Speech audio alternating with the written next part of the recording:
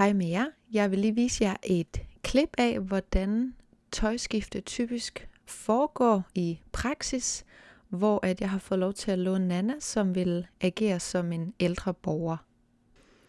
Og det jeg vil lige gøre opmærksom på, det er, at som I kan se, så har Nana allerede tights på, hun har strømper på, og hun har top på. Det vil sige, det gør selve tøjskiftet allerede en del nemmere. I og med, at man kan se ved tights, jamen der glider bukserne meget nemmere op. Derfor vil der også være en del i hele processen med tøjskifte, man ikke ser, for normalt så skal borgeren jo både have undertøj på, nogen skal have ble på, de skal have strømper på osv.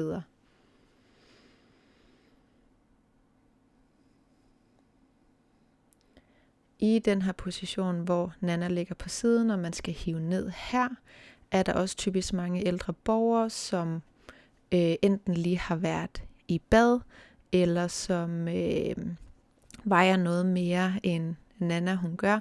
Derfor så vil den her proces med at skal vende hende fra side til side ofte tage lidt længere tid og vare lidt flere vendinger. I forbindelse med tøjskifte, hvor at borgeren skal vendes fra side til side, som er sengeliggende, så er man typisk 2 personaler. Ofte så ender man dog en grundet tidspres og personalemangel.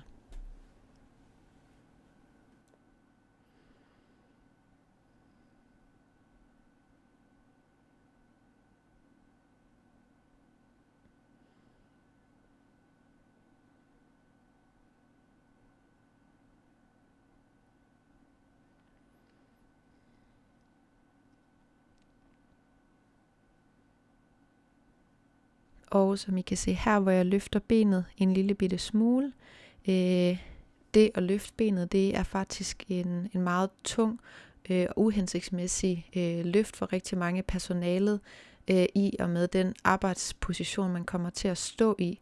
Og det er et løft, man kommer til at gøre mange gange i løbet af ens arbejdsdag i forbindelse med tøjskifte, både i forbindelse med strømper, undertøj og bukser.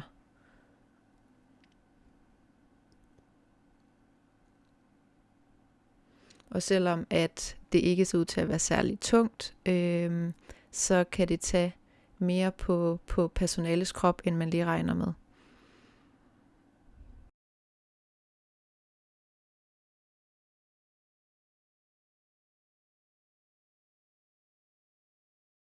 Tusind tak, fordi I gad at se med.